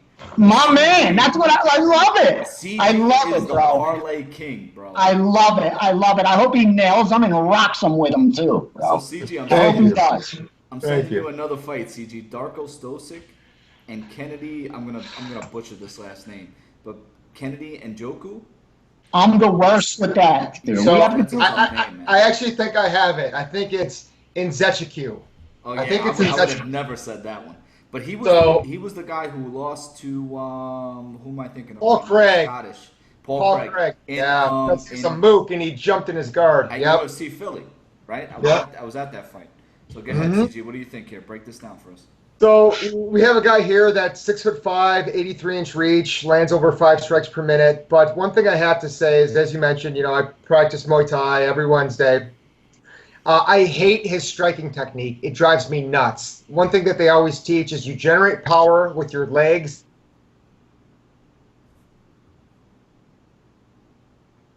Uh-oh, do we lose CG? Yeah, I'm here. Yes. Yeah, he froze for a second. CG, you back? No, we may have to worry about getting him back. All right, so I kind of know where he's going with this right now. Kennedy right now with this line is plus 110, and I think the value right now is still on Kennedy. He's got a size advantage in this fight. He opened up as the favorite, and I'm not really sure why why this line flipped. But Gianni, you're the great person to talk about this because a bunch of these lines have flipped right now. And are you on Kennedy? What are you thinking? No, here's what you need to know about those lines that hover around pick'em, because again, this is what I do. And when you're able to manipulate the market, and you could move a money line that's hovering on that 110, or you could move a point spread that's around that pick'em, where you could make one team a 1.5 point favorite or the other team a 1.5 point favorite. What betting syndicates will do all the time, especially more so line, end up manipulating the market to the bet sides. The both sides at plus only trying to accomplish the out, not trying to predict even if it's off. Taking advantage, no, they could manipulate it more way the market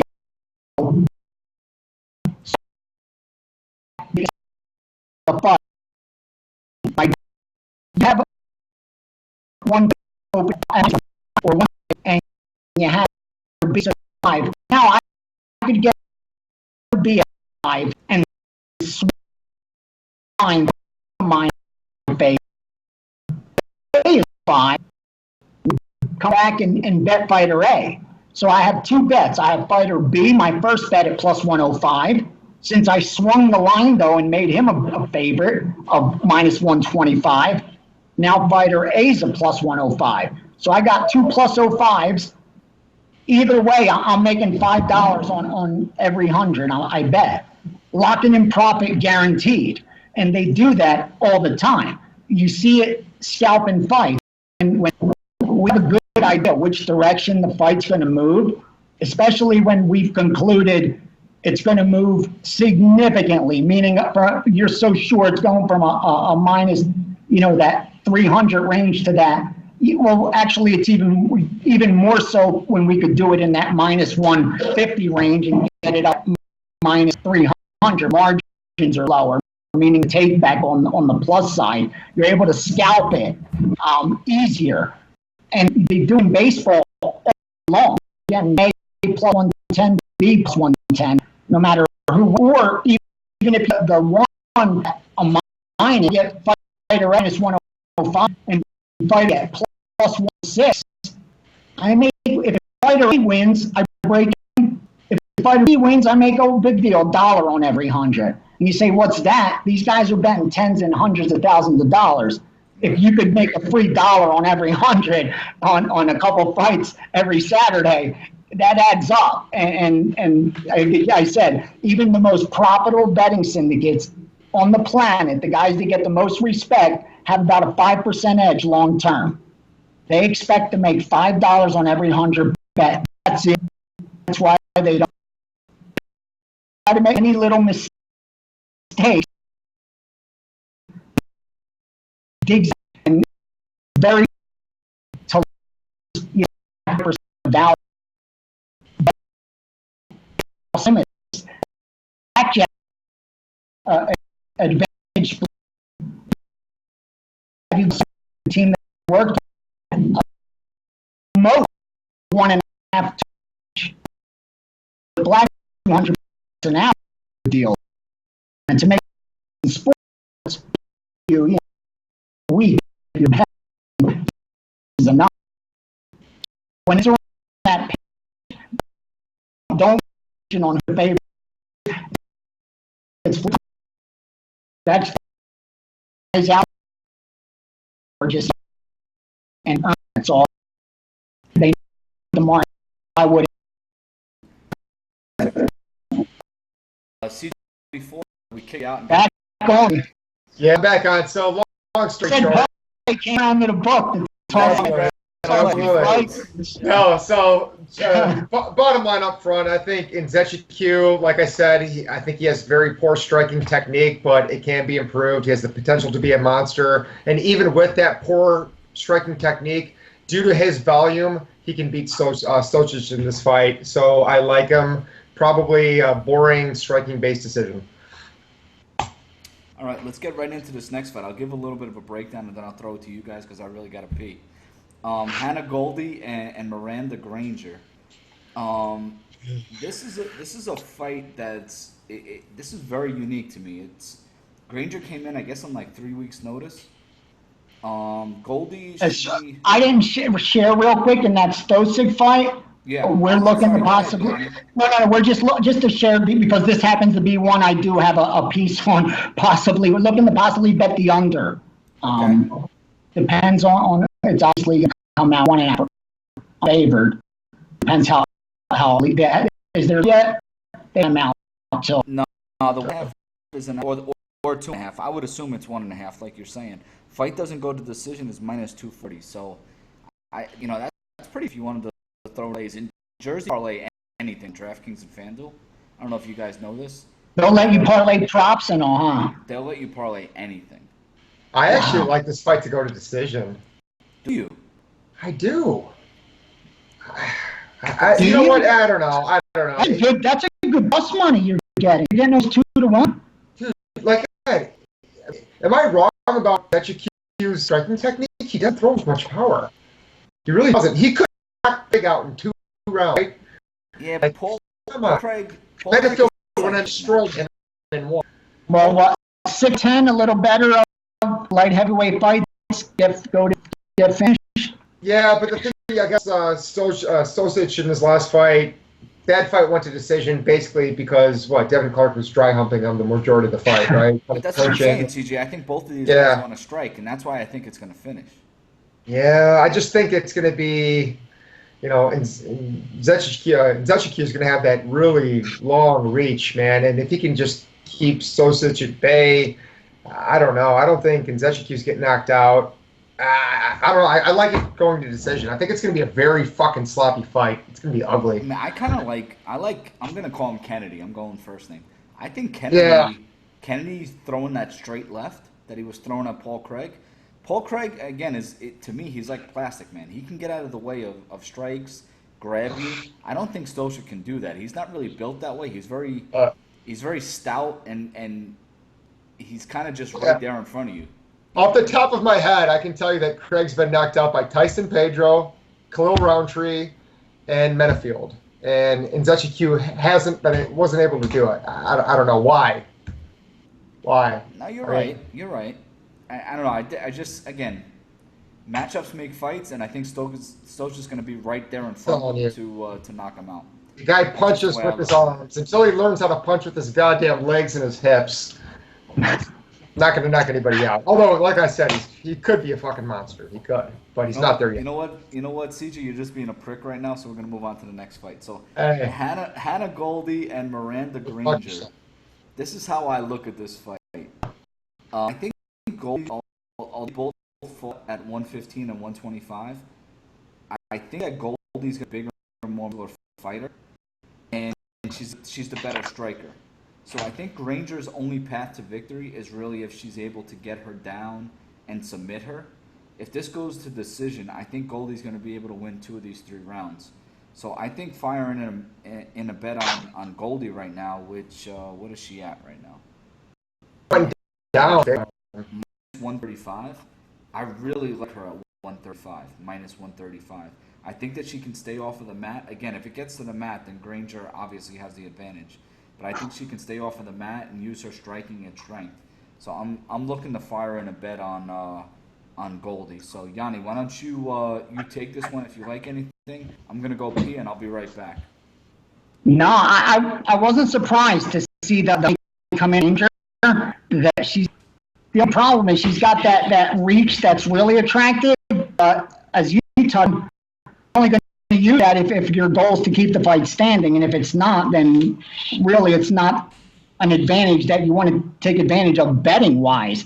So I can see why the money is coming in on that side, but I thought it's a coin flip to begin with, and it looked like that's our guy. Didn't have much on this. It wasn't a fight that I was looking to bet. A lot of unknowns. I mean, you're looking at debuts. You're looking short notices.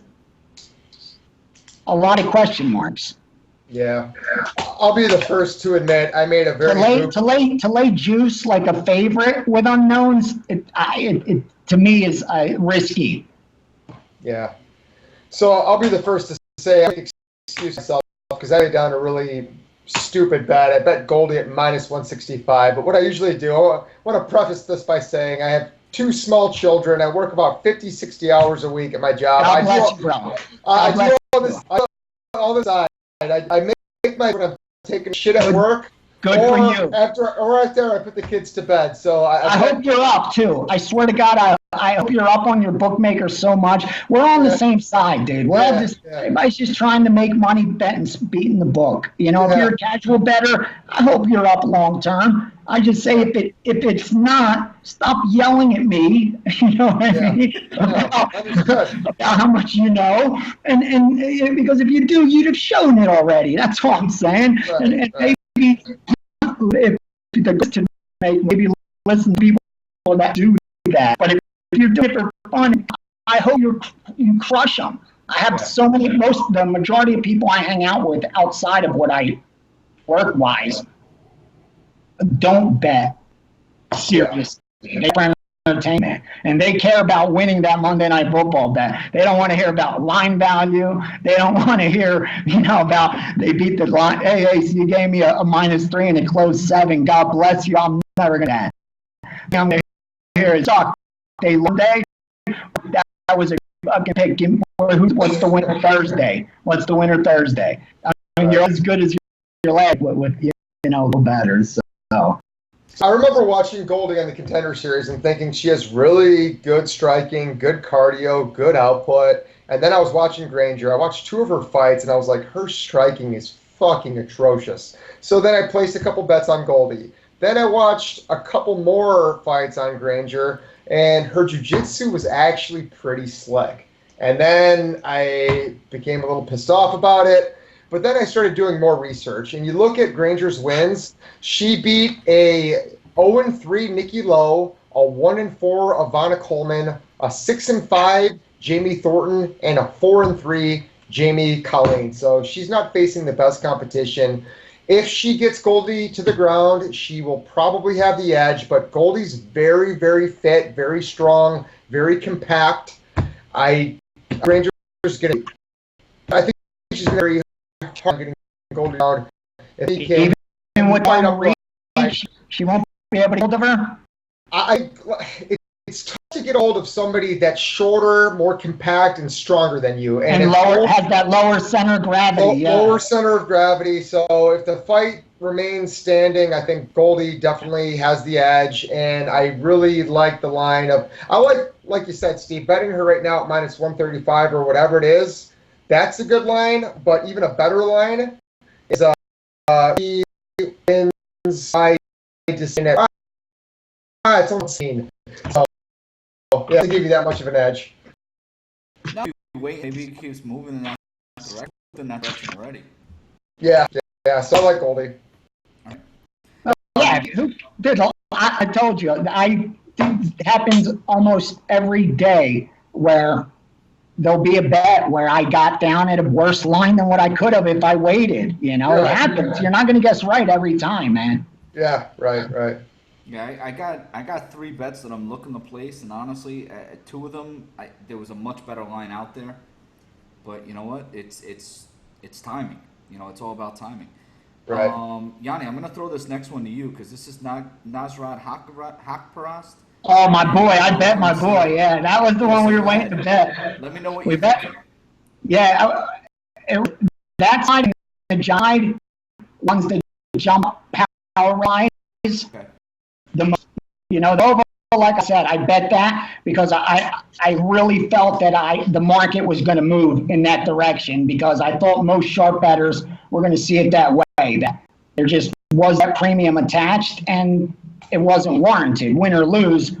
Because again, she should go out there and win. You know, Shevchenko should win, but she shouldn't be a 2-1 favorite. Like Farrington on Tuesday night, he shouldn't have been a 1 underdog.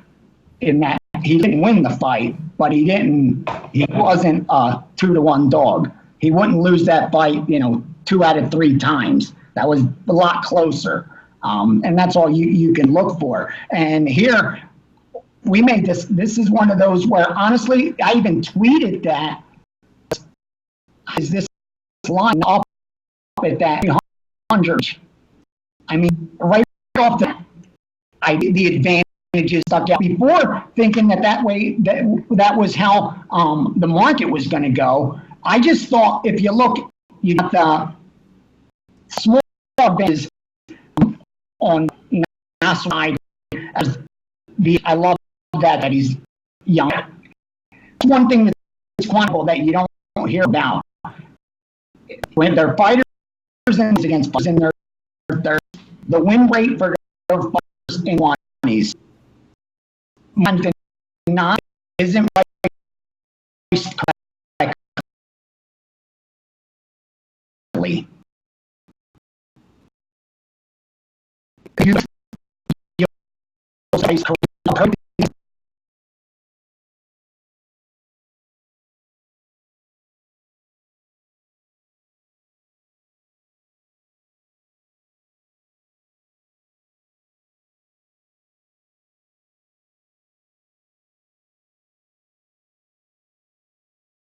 you look at this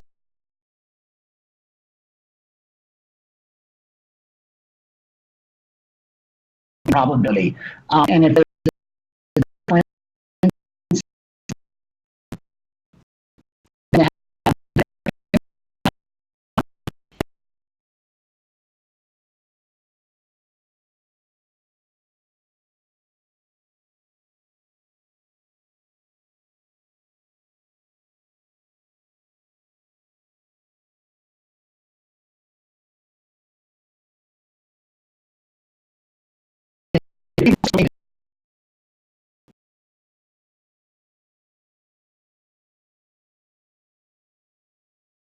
better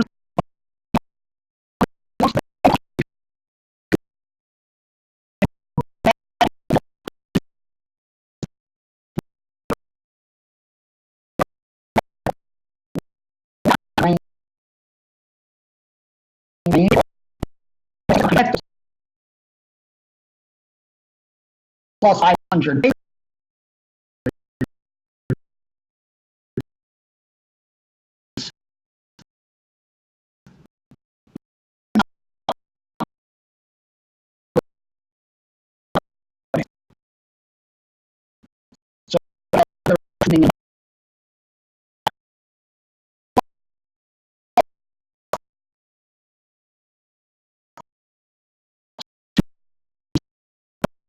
I mean, obviously, rise.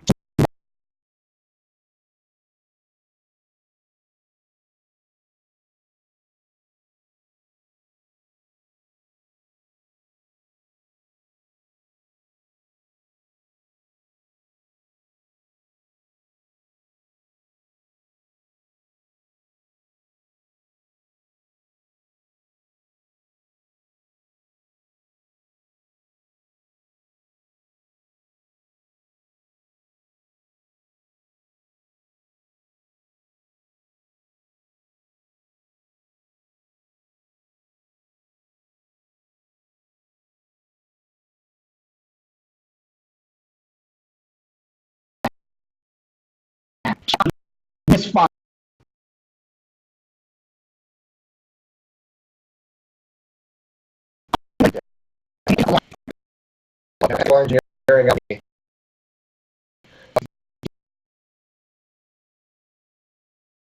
Is just the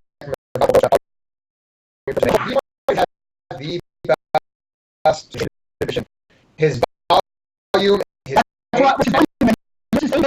Decision like that. The kids want that's something. Judges, you're right. Right. Even that DK drop, he comes. I mean, it's dangerous. Beat diversity, but man, how obviously grab if or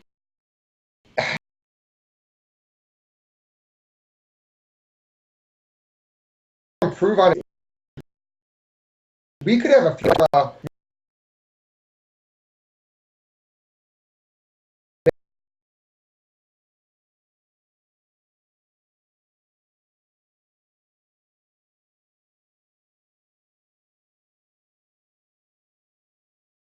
Maybe you go back and you watch the with Silva. I mean, that fight isn't gonna. He's gonna get, even if it's an upset. I think the fight finishes. So if you look at the line right now, and you see fight doesn't go to the decision plus 115, I'm thinking about it. I may fire a bet if fight finishes. Hey, you keep on fucking with this guy. Ask.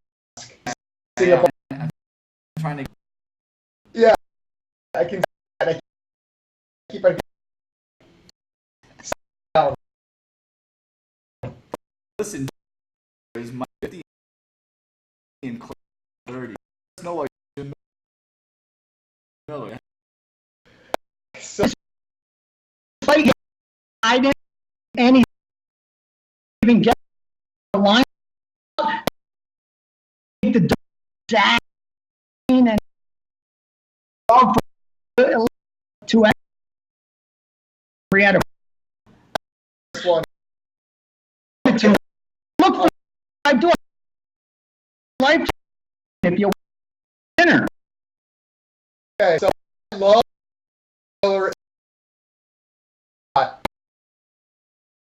lost. Wait for it now.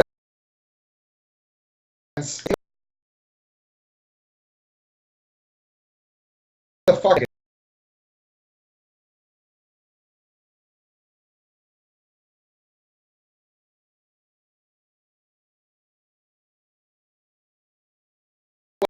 Way. The last time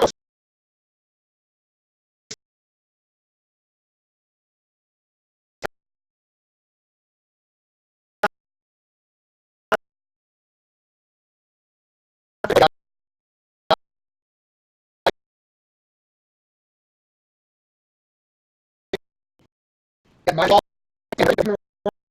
trying to take it like So 2 years either. So how does this fight? I like Lawler and Jim Miller to win. distance. Once again, I repeat, Guida mission 9 times.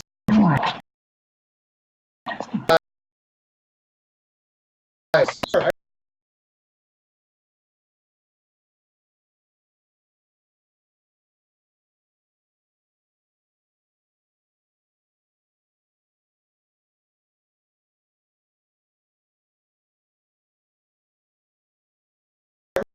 Every time.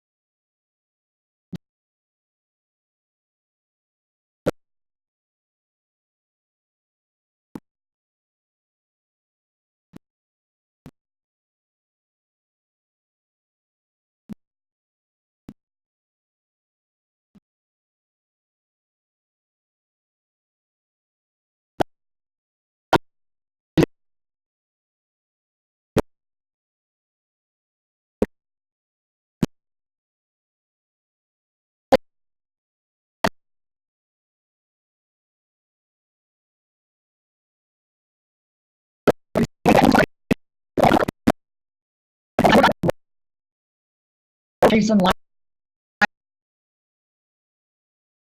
Liger not going in going broke. They're taking no guys wrong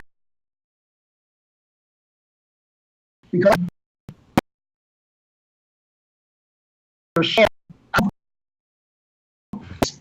on college football, probably 30 bets I'll move for a couple of college groups that bet college football that move, that win long term, that move the market. And out of those 30 bets, though, I can promise you, maybe 5 of them are big, where a lot of money's on. Trying to gain by getting the best of different stock market. Guys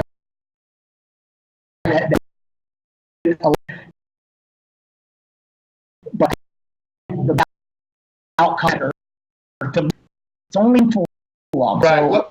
So, every fight the line will move. You'll see line every event. And there's not sharp money betting every single game. That's all I'm trying to say. Yeah, let me give you an example. Maybe it's just me, paralysis by analysis. So don't be scared. That's what I'm saying. Don't ever let that scare you. If you like something, fucking stand by your conviction and back your opinion with your cash, man. The market's wrong.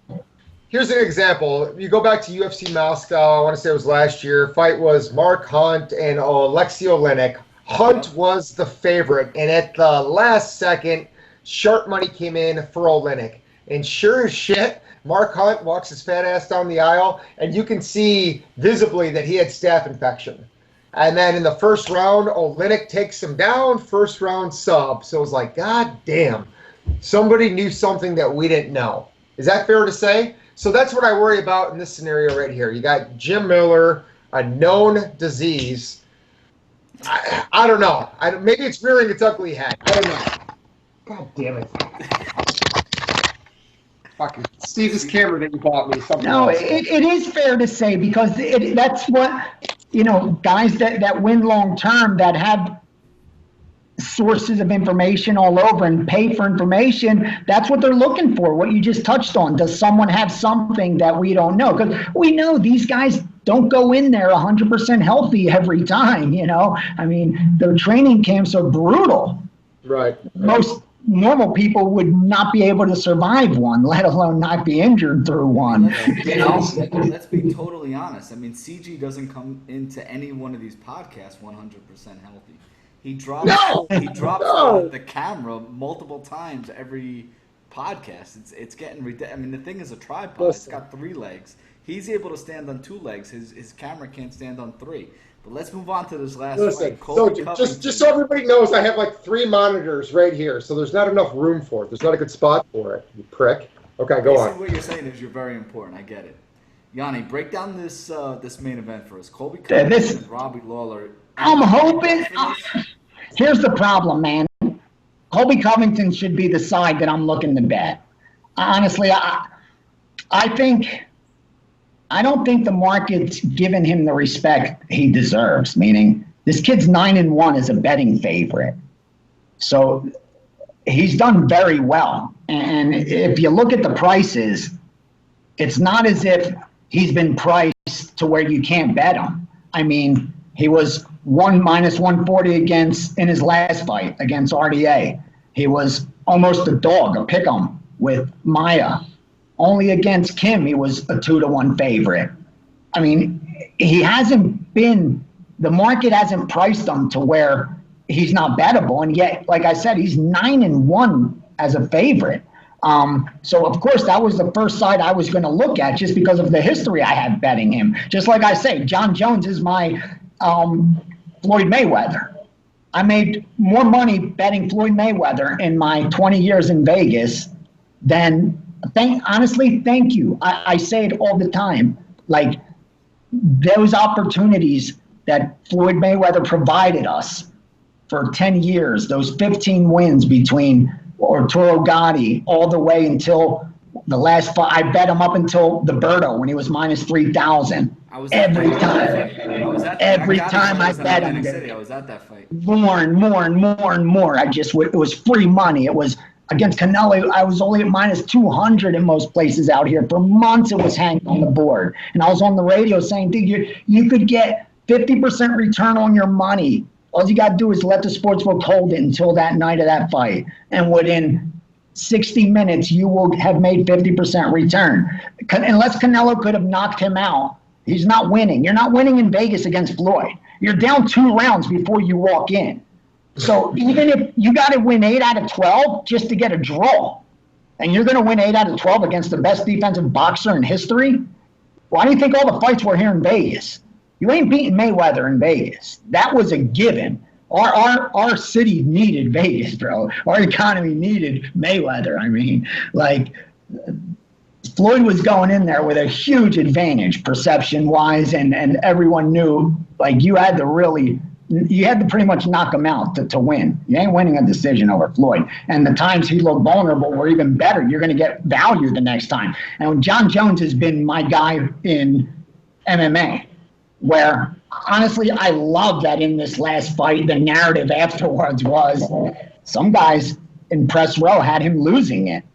More power to him, baby. I cashed the ticket.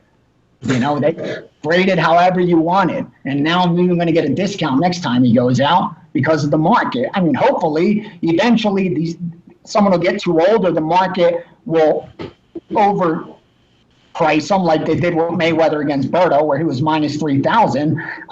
But John Jones is the Mayweather. Getting back to chaos, Kobe Covington, I thought just immediately, just based off that, he should be a bigger favorite than what the market was going to bring him against a fighter who's coming off 2 losses and isn't in his 20s anymore. As he's a stud, going to go down as one of the best ever. You know what I mean? Who isn't a Robbie Lawler fan? Who doesn't know Robbie Lawler? And I mean, he's given us great fights. But again, I thought the line should be higher. The only problem is Lawler does have that KO power, man, and you're going to be holding your breath probably with Covington trying to get that 5-round decision. If this was a 3-round fight, I'd be all over Colby. Honestly, I really would. But because it's 5 rounds, that's the only hesitation I have, that I know Colby could get me that decision easily with his pressure and his volume. The judges love him. He's given us 9-1 as a favorite. There's no reason he won't give us 10-1 if he just does that same style. He doesn't have to go out there and kill anybody. I mean, finish anybody.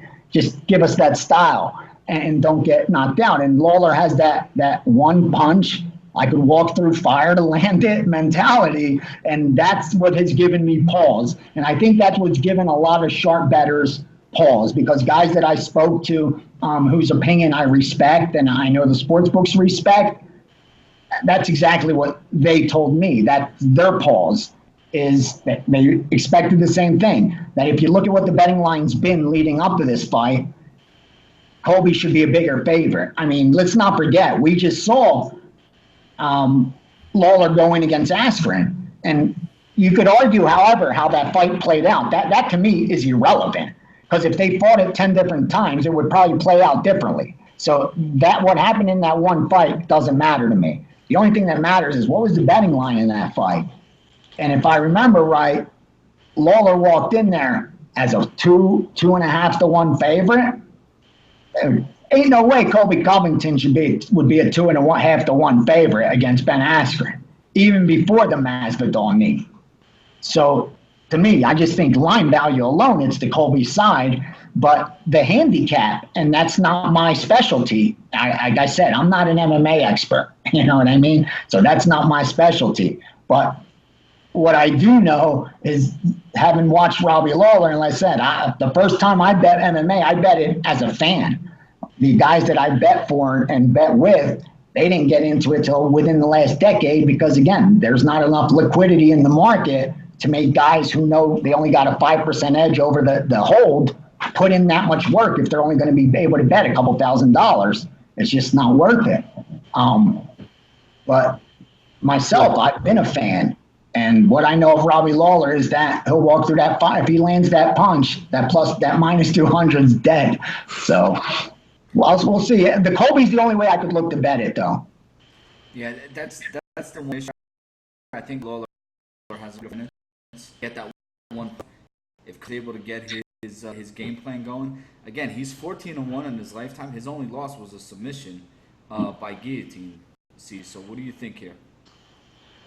Yeah, no, I think Gianni had a really good breakdown. I think the most likely outcome is Colby via chain takedowns. The guy lands almost 6 takedowns per fight. Lawler has 69% takedown defense. From a betting perspective, I'm exercising caution because Robbie Lawler's one of those. He wakes up and he drinks fucking gasoline. The guy's nuts. You know what I mean? And yeah. I shouldn't let my own biases keep me from betting. But that's exactly it. My own bias of being afraid of Robbie Lawler. He's the kind of dude I want behind me in a bar if I'm getting in it. If like someone's ready to beat my ass, I want Robbie Lawler behind me. And no disrespect to Kobe Covington. I love the guy. You know, God bless him. Yeah. Everybody should go out and do whatever they want. I wish everyone well, man. I know I don't bother anyone. Don't bother me. I wish you all well. But, I mean, at the end of the day, it's Robbie Lawler, man. If he lands that shot, dude. Yeah. Is it like, look at the lines, though. This is just weird. Covington right now in 5 dimes is minus 235 to win, but he's plus 245 inside this, and win by decision is plus 127. Yesterday, I got him at plus 135. It's just weird. No? Minus 235 to win. I really like that. Who you bet? You bet Colby inside the distance, you said? I bet Colby, and then I bet him to win. No, I bet him by decision because he won 4 fights by decision. So, and is he really going to finish Robbie Lawler? And what price did you get on the decision? Plus 135. Oh wow! I think it's better than a coin flip. I mean, yeah. Because it's a main event, I think people may think, we see finishes and, I mean, title fights, you got a greater probability, but that may be the way to go. You're getting plus 130 on arguably even better than a coin flip. He won. Colby was on the Ariel Helwani show, and he basically said that if he wins this fight, so which makes me think it's a setup fight, that fighting Usyk 244 square garden number. He also said that Trump Jr. to be in a 10 Saturday. Yeah, he is. And so, fighting the square garden. CG, listen, you are not spittable. I've thrown it there. I'm waiting for a full fight. You keep saying one would be working the event. Blah. Never be Europe City, Manhattan, Massachusetts. You're such a prick. I haven't received that formal invite. I have reached out to Sun Tzu. We'll see what happens. I think I will be at MSG that day in November. So good for you, bro. Listen, if you were a decent guy, you would have thrown me that formal invite, you piece of shit. Gianni. That's what I think about you. Hey, Gianni, are we going to Madison Square Garden in November? All over it. Let's do it. All over it. Hey, Steve, we'll think about it. Road trip. We'll think about it, bud. And Lawler's done better when he's in the driver's seat. Like when he's 5-1 as a favorite. I think he's hovering around 500, maybe a little better as an underdog. When he's expected to win fights, he's come through, when he's that. Yeah. Somewhere like that bull in the Matador. CJ's already have a 12-pack of Molson. What is that, Molson Night? He's had No, it's Labatt tonight, just straight Labatt. And it's only been 3. I've been behaving myself, and it's been like a 4-hour podcast, so that's not that bad. But it's like 1 beer per hour. How many glasses of wine have you had? I've had 2. I've had 3/4 of a bottle. But let's be honest, Yanni, this is the problem. I'm gonna work the event for MMA India, so I'm gonna have credentials. I'm gonna hopefully be cage side. I hope to be cage side this weekend. This guy wants me to not take my credentials for a fight that I'm looking at New York City right now. I'm able to go, so I told him I'll. Oh, hey, you're obviously very important, Steve. You see what I'm saying? He doesn't give a shit about anybody but himself. And then he'll tell me I'm selfish. I'll tell you because it happened to me. The gaming paper out here is called the Gaming Today. And they used to have a syndicated columnist, a Hall of Fame writer, passed away. And so then they would reach out to professional bettors that bet MMA or boxing when it was a big fight or a big MMA card. So they reached out to me. I would give, if I placed bets, I'd let them know what I bet and give them a little detail and stuff like that. And they would give me a credential for that, believe it or not. And so I was credentialed for years. And so many times I was under that exact same situation because being here in Vegas, believe me, my family, all friends I grew up with are back east like you guys. And they all come here to vacation where I live since I first moved here, Everybody comes here. Everybody wants to come to Vegas for vacation. A lot of times they want to come out here for the fights, obviously. I did come with a guy, your credential. No, that at home this time. Get a ticket like a normal human being. Come with us. It's that kind of nice. So I don't know. I don't know if I could give you a pass. If it's a one-shot deal, you have to put this on the credential to hang out with your boy to go watch that fight. You'll have many. If it's a one-time opportunity, then no. But if you're constantly getting credentialed, I don't know, man. You may got to do right by your boy. All right. So listen. You committed to coming. So if Gianni and CG come in November, I'm sitting with you two guys. If you guys don't commit, then that's fair. That is. He just came over to CG. He just came over. That's called coming in over the top on us, baby. He just pushed all in. Now it's on us. It's on record. It's on record. Well, he's like, Yanni, if you're bluffing, I just took your money. And CG, if you're bluffing, I just took your money. Good way to come over the top, brother. Good one. Hey, listen, Steve, do what you have to do. Do some of your media business. I want to venture out. I want to see everything that New York City has to offer, but we should be there watching the fights together. We got to make that happen. If you want to go there for the way, if you want to watch all those events leading up, because it's a lot of fun being credentialed and being that close to the fighters and the event. It's a good time. You should have that experience. I understand that. Listen, you're right. I learned a lot from Gianni being on here, and we talked about correlation. So if CG and Gianni are both in New York City, that's a correlated parlay. I will then be there. By then, I'll be able to pronounce some of these fighters' names. You know what's funny? I have to do, the videos I do at the UFC, and thank God that team, everybody there is so awesome. You know what I mean? They're just so, they got to say it in my ear, and I'm not a pro. They're professionals, I mean, Brendan Fitzgerald is a veteran, broadcaster. These are trained people, and then the fighters they're the fighters. They're the elite athletes. I know why they're there. You know what I mean? I know why Brendan's there. It's like, what am I there for? Oh, I know. I bet sports. I do well at it, and they want someone that knows sports betting because they got all the, MMA analysts in the world, great ones and stuff there. But I'm terrible with the names, and I feel so bad because I got to do like 10 takes so many times, and I should, being Greek with our last names, I should be perfect, but I'm just terrible with them, man. I'm the worst. Listen, I get made fun of on Twitter all the time. People are like, "Yo, you're terrible with names." I said, "Yeah,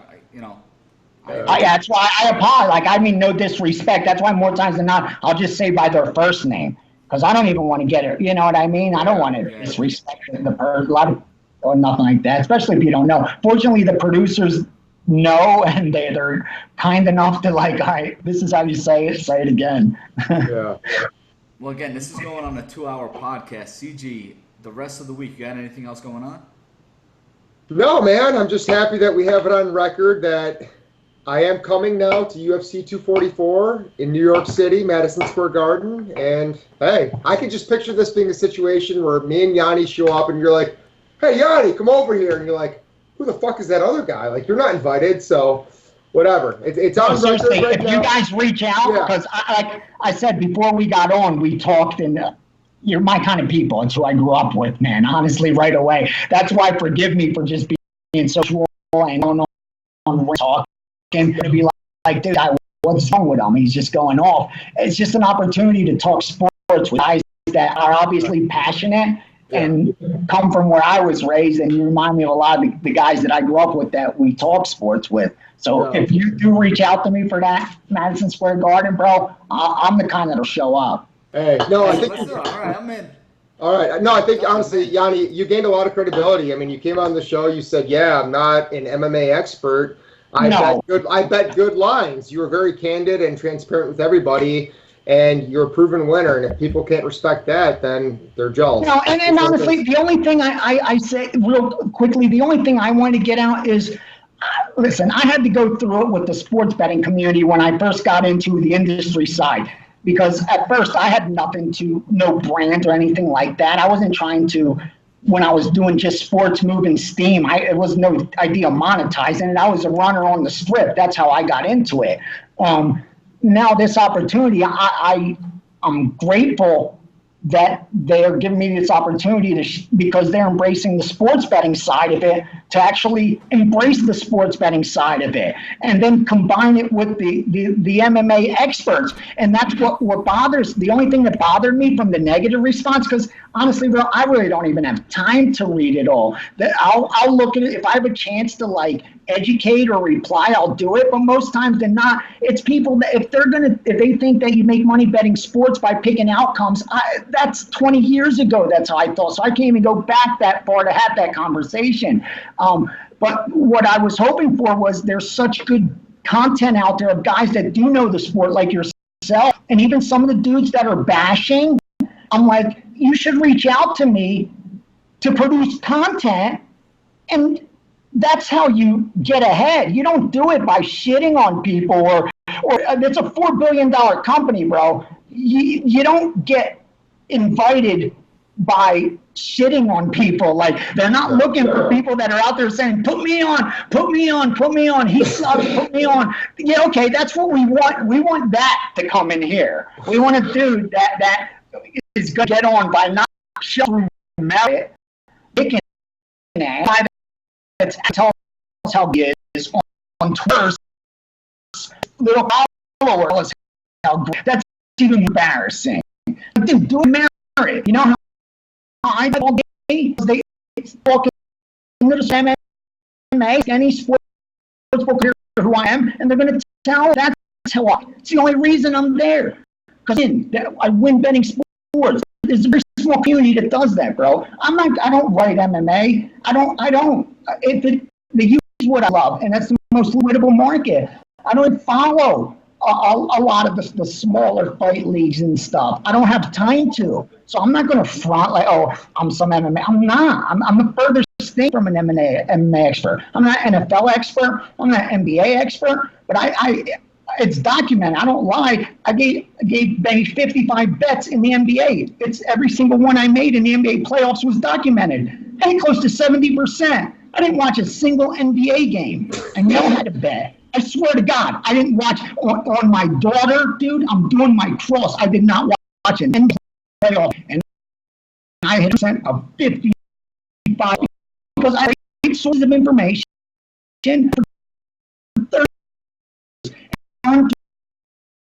More better education.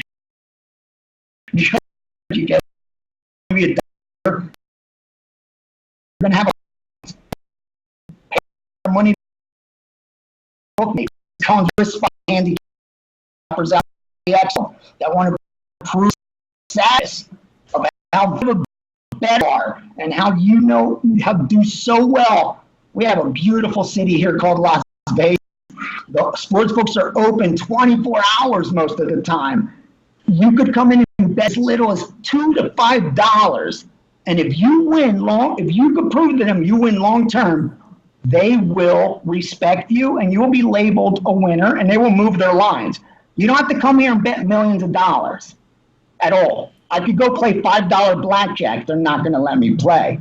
Not because you're going to beat them for $8 billion, but because they know you have an edge on them. If you come out here with $5,000, $1,000, and bet $50 in an MMA fight, if you do enough damage, They know. Like I said, they label you quick out here. They have whole departments. That's their job, to market players, so to label players so they know how to market to them.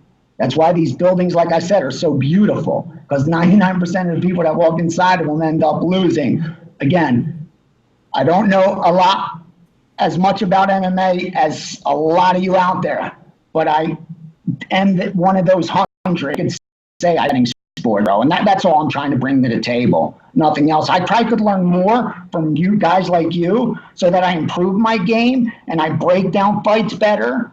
And I have, even though the truth is, you have 50 seconds and you have to name the event, name the fighters, name the opening betting line, name the closing betting line, and give the picks.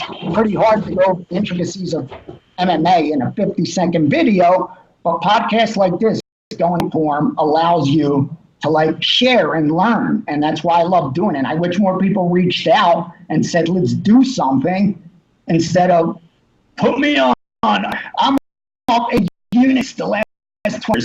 Yeah, he did it on. That's for coming out here. Yeah. And I promise you, it will be heard.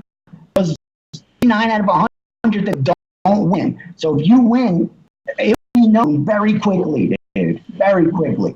Gianni, I'm gonna leave us with a couple notes. The first thing, you and CG are both coming out to New York City in November.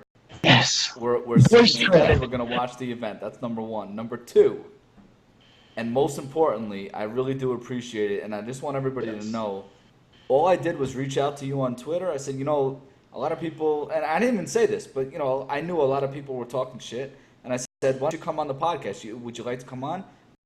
Didn't even add an eye, came right on the podcast. So I appreciate that. Thank you. I appreciate that. Yanni, the best bet of the night would have been over under 1.5 times that CG dropped his fucking camera. It's a tripod. Yanni, it's a tripod. The thing should not fall. It twice. Over 1.5 would have been when you guys come out, I'm sorry.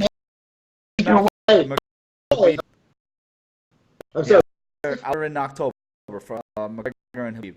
So if you ever make it out, seriously, even just for a couple days, and you want to just reach out to me anytime, bro. I'd love to meet up with you guys anytime. That'd be awesome.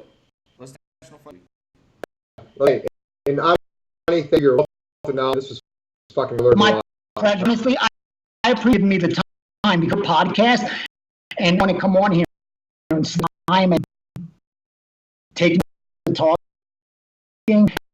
but see doing, and I have the platform and talk. Thank you, like I said, you got right. We're gonna thank you.